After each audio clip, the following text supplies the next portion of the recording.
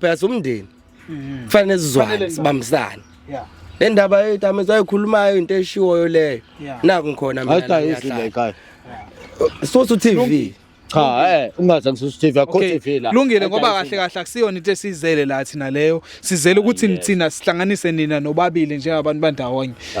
Futhi ngiyacela ukuthi malume nizwane nithobelane.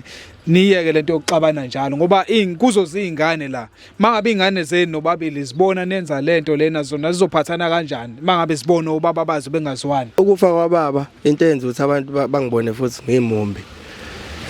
Akagulanga ezeshona wagcina sehamba ngesikhali wadubuleka wagcina eseshona.